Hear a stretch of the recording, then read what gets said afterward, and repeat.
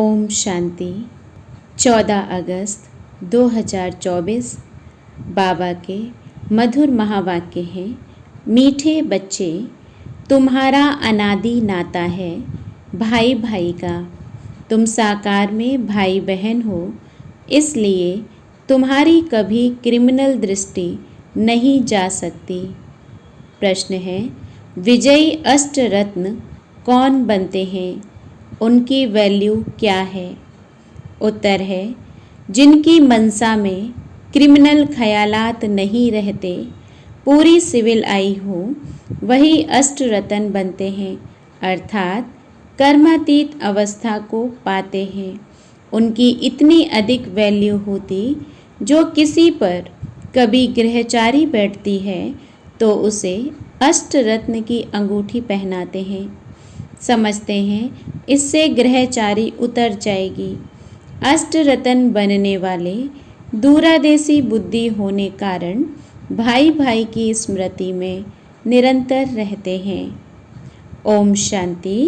रूहानी बच्चे जानते हैं उन्हों का नाम क्या है? ब्राह्मण।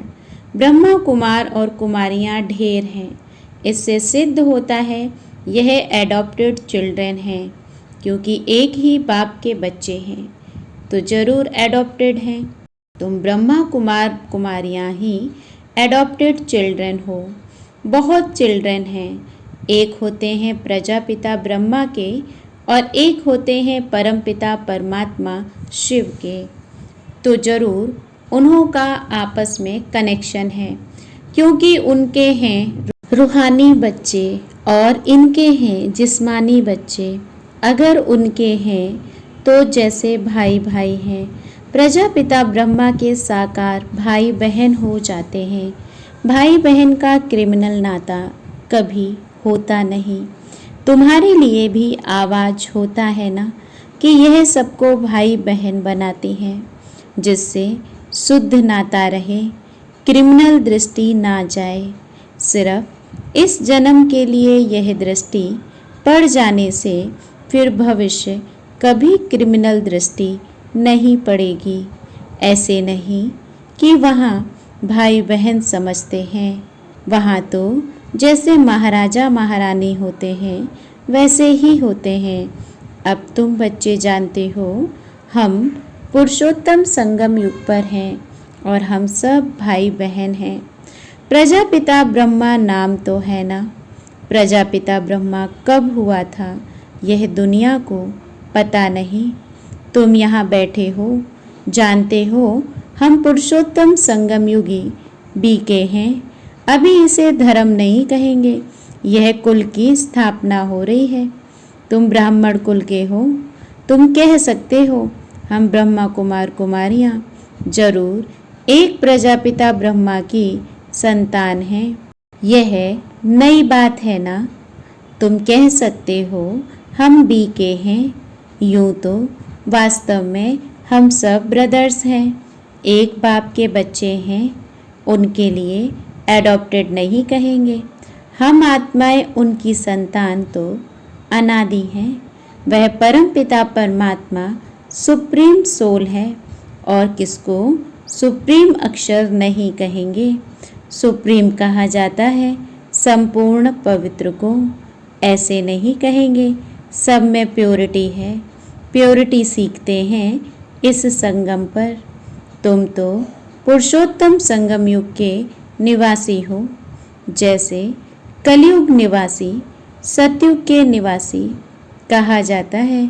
सतयुग कलयुग को तो बहुत ही जानते हैं। अगर दूरादेशी बुद्धि हो तो समझ सकेंगे। कलयुग और सतयुग के बीच को कहा जाता है संगम युग। शास्त्रों में फिर युगे युगे कह दिया है। बाप कहते हैं मैं युगे युगे नहीं आता हूँ। तुम्हारी बुद्धि में यह होना चाहिए कि हम पुरुषोत्तम संगम युगी ब्रह्मा कुमार कुमारियाँ हैं ना।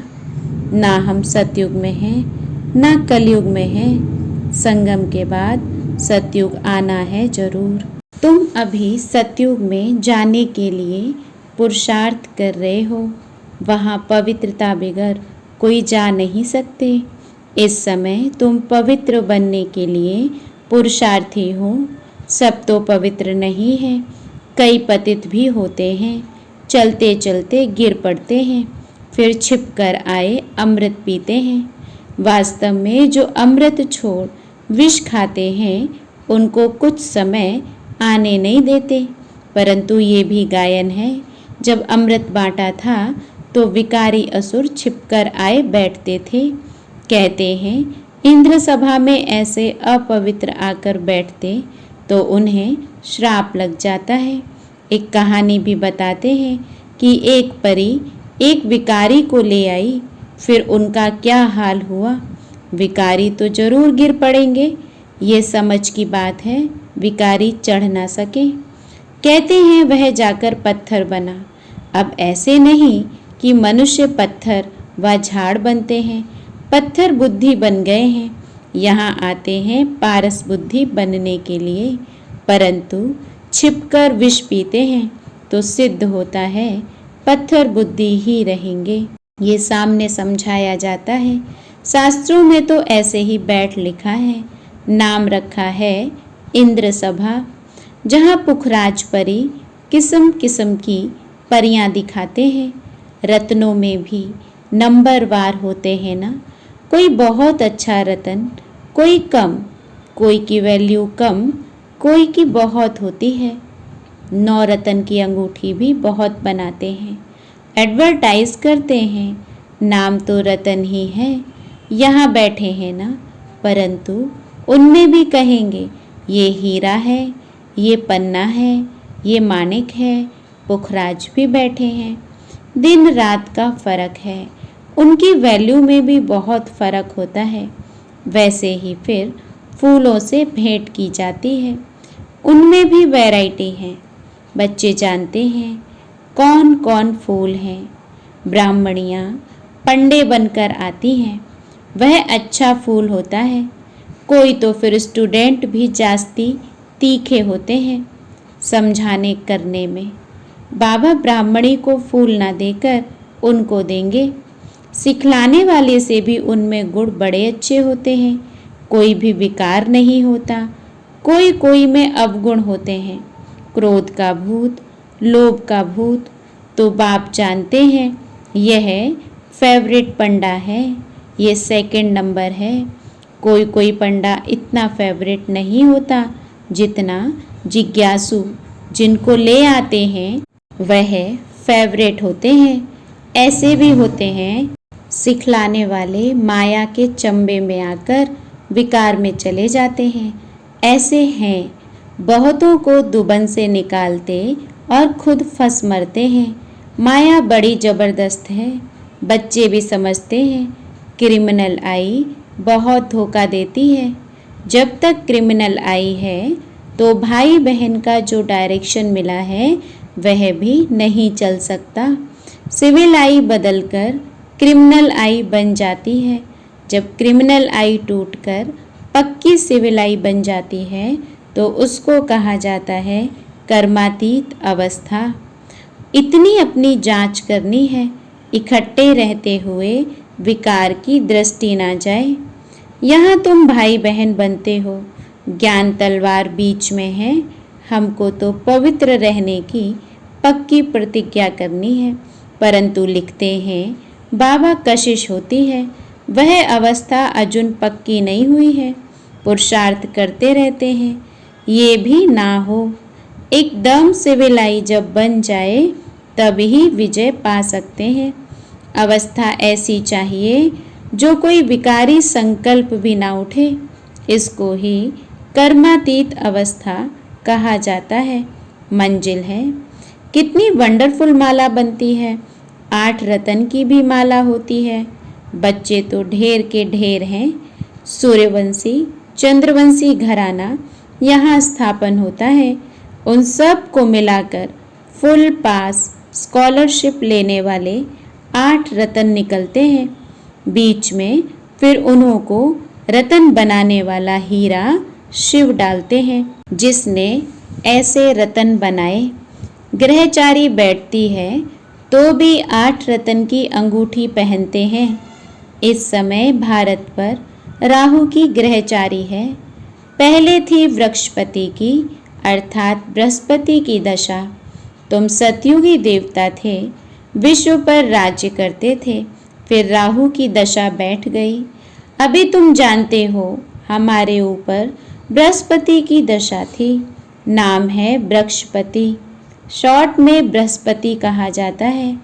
हमारे पर बरोबर बृहस्पति की दशा थी, जबकि हम विश्व के मालिक थे। अभी राहु की दशा बैठी है, जो हम कौड़ी मिसल बने हैं। ये तो हर एक समझ सकते हैं, पूछने की भी बात नहीं है। गुरुओं आदि से पूछते हैं, इस इम्तिहान में पास होंगे। यहाँ भी बाबा से पूछते हैं, हम पास होंगे। कहता हूँ अगर ऐसे पुरुषार्थ से चलते रहे तो क्यों नहीं पास होंगे, परंतु माया बड़ी प्रबल है, तूफान में ला देगी। इस समय तो ठीक है, आगे चल तूफान बहुत आए हैं। अभी तुम युद्ध के मैदान में हो, फिर हम गारंटी कैसे कर सकते हैं। आगे माला बनाते थे, जिनको 2-3 नंबर में रखते थे वह है नहीं, एकदम कांटा बन गए। तो बाप ने कहा ब्राह्मणों की माला बन नहीं सकती है, युद्ध के मैदान में है ना। आज ब्राह्मण कल शूद्र बन जाएंगे। विकार में गया, गोया शूद्र बना। राहु की दशा बैठ गई। बृहस्पति की दशा के लिए पुरुषार्थ करते थे, वृक्षपति पढ़ाते थे। चलते चलते माया का थप्पड़ लगा। फिर राहु की दशा बैठ गई, ट्रेटर बन पड़ते हैं। ऐसे सब जगह होते हैं। एक राजाई से निकल दूसरी राजाई में जाकर शरण लेते हैं। फिर वह लोग भी देखते हैं ये हमारे काम का है तो शरण दे देते हैं। ऐसे बहुत ट्रेटर बनते हैं। एरोप्लेन सहित जाकर दूसरी राजाई में बैठते हैं। फिर वो लोग एरोप्लेन वापस कर लेते हैं, उनको शरण दे देते हैं। एरोप्लेन का थोड़े ही शरण लेते, वह तो उनकी प्रॉपर्टी है ना, उनकी चीज़ उनको वापस कर देते हैं। बाकी मनुष्य मनुष्य को शरण देते हैं। अभी तुम बच्चे शरण आए हो बाप के पास, कहते हो हमारी लाज रखो। द्रौपदी ने पुकारा कि हमको ये नंगन करते हैं, पतित होने से बचाओ।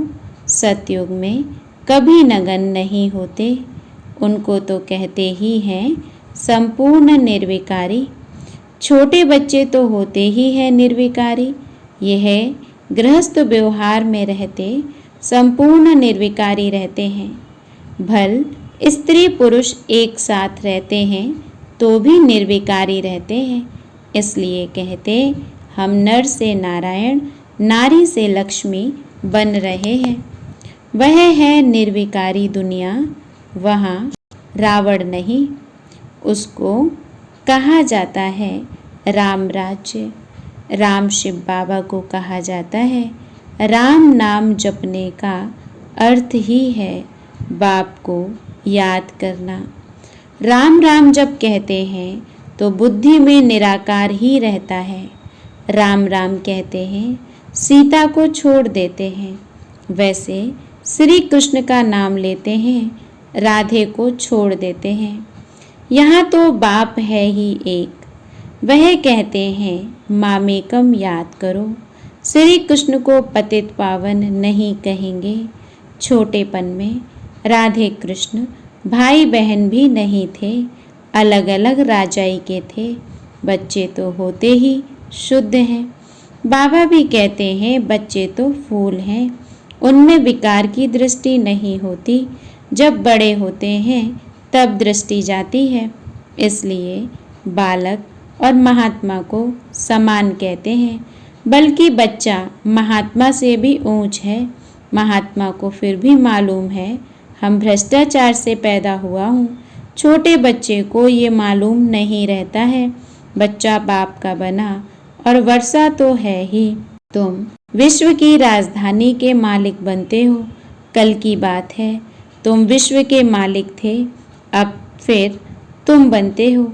इतनी प्राप्ति होती है तो स्त्री पुरुष बहन भाई बन पवित्र रहें, तो क्या बड़ी बात है, कुछ तो मेहनत भी चाहिए ना। हाँ, नंबरवार पुरुषार्थ अनुसार अब बृहस्पति की दशा में जाते हो। स्वर्ग में तो जाते हैं, फिर पढ़ाई से कोई ऊंच पद पाते हैं, कोई मध्यम, कोई फूल बनते हैं, कोई क्या बगीचा है ना। फिर पद भी ऐसे लेंगे, पुरुषार्थ खूब करना है ऐसा फूल बनने के लिए। इसलिए बाबा फूल ले आते हैं बच्चों को दिखाने।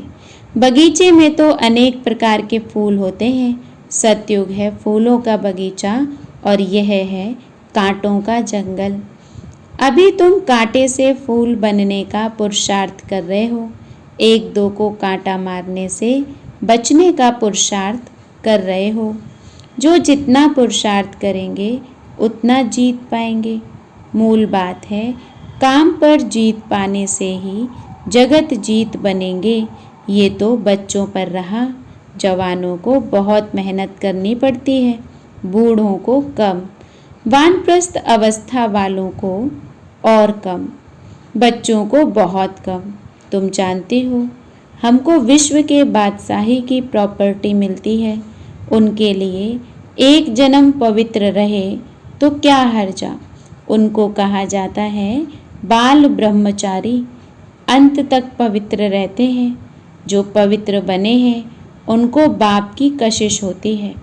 बच्चों को छोटेपन से ही ज्ञान मिलता जाए तो बच सकते हैं।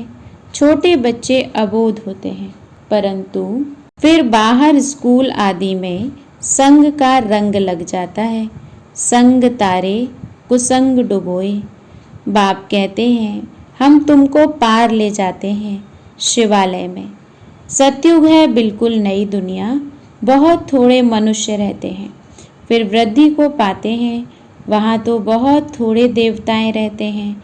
तो नई दुनिया में जाने का पुरुषार्थ करना है।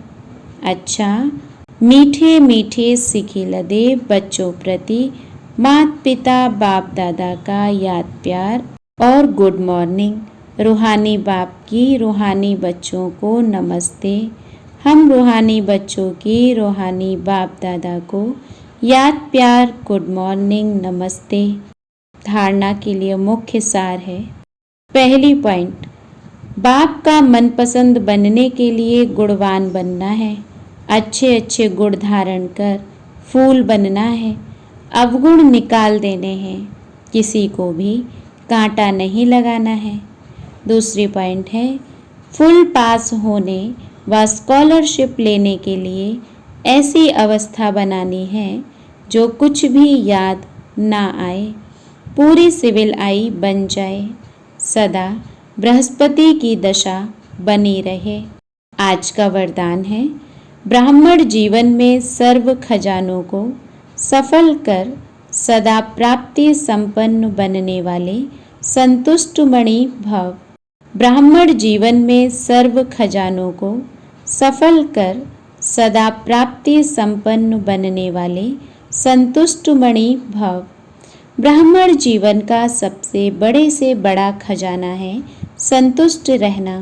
जहाँ सर्व प्राप्तियाँ हैं वहाँ संतुष्टता है, और जहाँ संतुष्टता है वहाँ सब कुछ है। जो संतुष्टता के रतन हैं वह सब प्राप्ति स्वरूप हैं। उनका गीत है, पाना था वह पा लिया। ऐसे सर्व प्राप्ति संपन्न बनने की विधि है, मिले हुए सर्व खजानों को यूज करना, क्योंकि जितना सफल करेंगे उतना खजाने बढ़ते जाएंगे। स्लोगन है, होली हंस उन्हें कहा जाता जो सदा अच्छाई रूपी मोती ही चुगते हैं, अवगुण रूपी कंकड़ नहीं। होली हंस उन्हें कहा जाता जो सदा अच्छाई रूपी मोती ही चुगते हैं, अवगुण रूपी कंकड़ नहीं।